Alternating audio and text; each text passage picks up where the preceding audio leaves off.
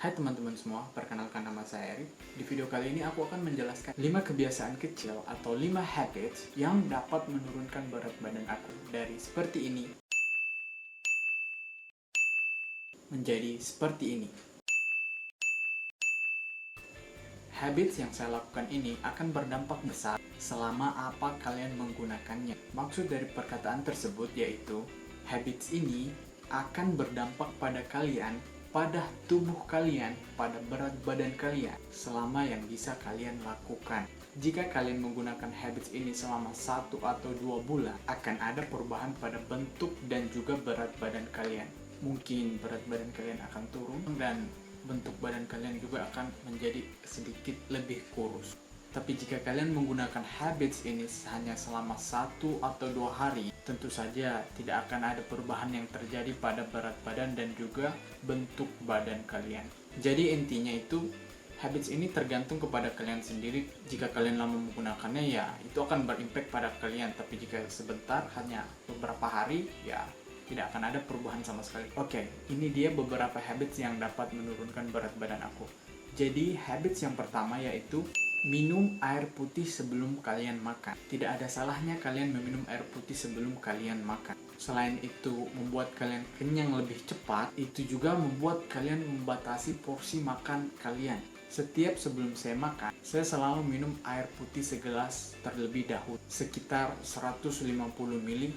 Saya memanggil gelas ini gelas Jawa. Setelah saya selesai minum, saya mencoba untuk mengambil nasi. Ketika saya mencoba untuk mengambil sesendok nasi, entah kenapa pikiran saya mengatakan saya ini sudah kenyang, padahal saya hanya meminum segelas air.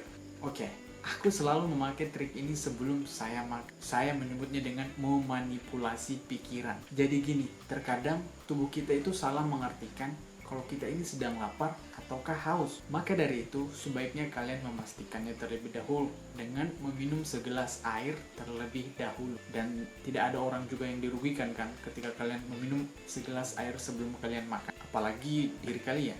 Yang kedua, mengganti nasi putih menjadi nasi merah. Selain bagus untuk diet, nasi merah juga ini baik untuk menurunkan kolesterol jahat dan berbagai macam penyakit lainnya. Mengapa nasi merah ini sering digunakan untuk diet?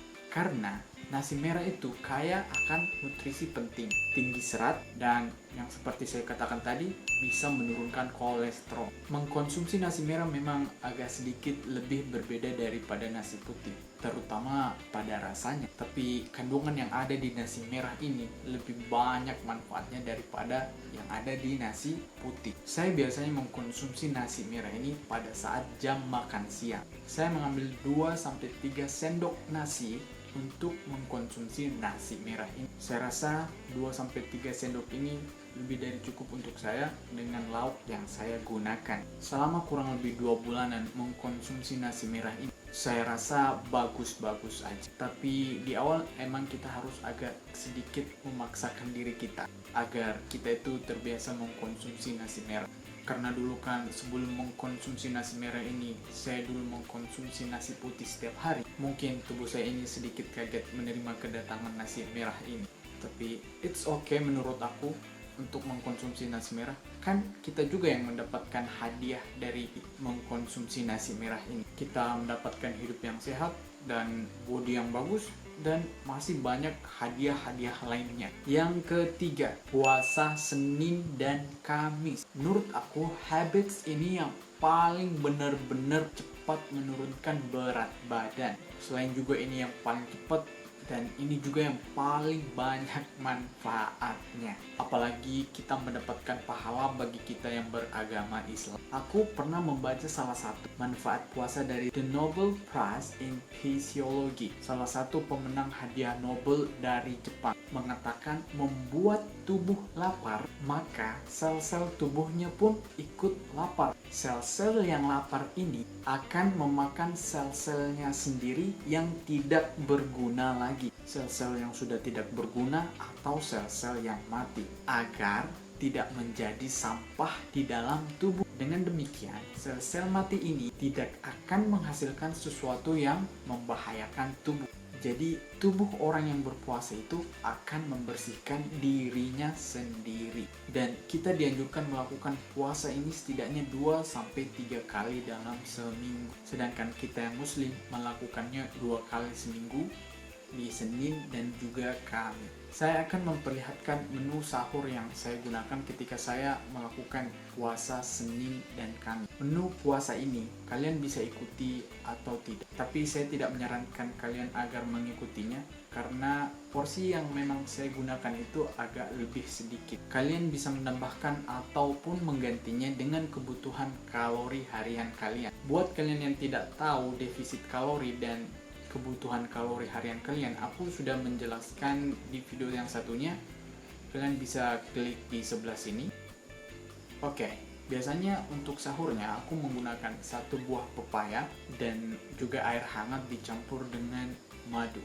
Dan untuk buka puasanya saya menggunakan menu makan siang, yaitu nasi merah dan juga lauk pauk yang saya gunakan. Habits yang keempat, makan buah di pagi hari. Sebenarnya makan buah kapanpun itu bagus, tapi menurut aku, ini pendapat aku, makan buah di pagi hari itu kan perut kita kan masih kosong. Jadi menurut aku makanan yang harus ketemu pertama kali di lambung kita yaitu buah-buahan. Dan ketika saya makan buah di pagi hari, saya tidak tahu kenapa, tapi saya bisa menahannya sampai ke makan siang. Seperti aku punya sugesti kayak bisa kenyang lebih lama. Untuk buahnya sendiri, kalian bisa menggunakan buah pisang, apel, ataupun pepaya. Tapi untuk saya sendiri saya menggunakan buah pepaya karena di sini banyak buah pepaya, jadi saya tidak perlu lagi untuk membeli buah pepaya karena saya punya banyak stok di rumah. Selain itu, buah pepaya juga sangat bagus untuk melancarkan pencernaan karena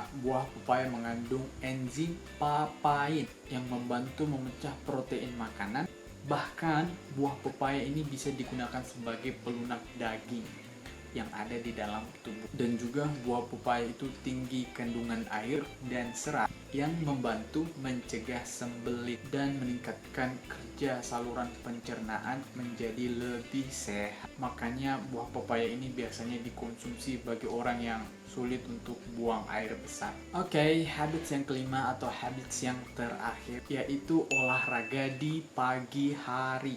Waktu yang terbaik untuk olahraga yaitu di pagi hari. Karena kita kan baru bangun, belum terlalu banyak melakukan aktivitas. Jadi kita masih berada di posisi yang paling segar-segarnya, paling semangat-semangatnya. Dan untuk jam berapa kita bagus olahraga di pagi hari, menurut aku ketika matahari muncul di jam-jam 7, di bawah jam 10.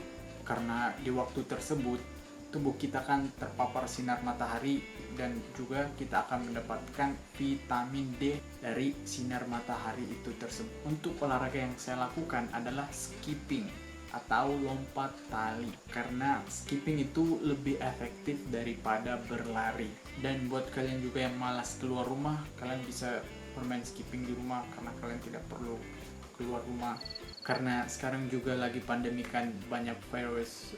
Jadi kalian main skipping aja, main di halaman rumah aja, jangan keluar-keluar rumah. Hashtag di rumah aja. Untuk banyaknya sendiri, saya biasanya melakukannya sampai 1000 kali lompatan. Jadi untuk kalian yang pemula, kalian bisa mulai dari 200 dalam minggu pertama dan 300 dalam minggu kedua, dan selalu meningkatkannya 30-50% setiap minggunya. Sebenarnya mau berolahraga di sore ataupun malam itu sama aja. Aku pernah bilang di video ini sebelumnya, mau sebanyak apapun kalian berolahraga, jika kalian tidak menjaga pola makan kalian, ya tidak ada gunanya kalian diet. Jadi kunci dari diet yaitu menjaga pola makan. Oke teman-teman semua, mungkin itulah 5 habit singkat yang dapat menurunkan berat badan aku dan bisa turun sampai ke sekarang ini. Mungkin cukup sekian video singkat dari saya. Semoga bisa membantu teman-teman yang obesitas sekarang ini tetap semangat menurunkan berat badannya, dan sampai jumpa.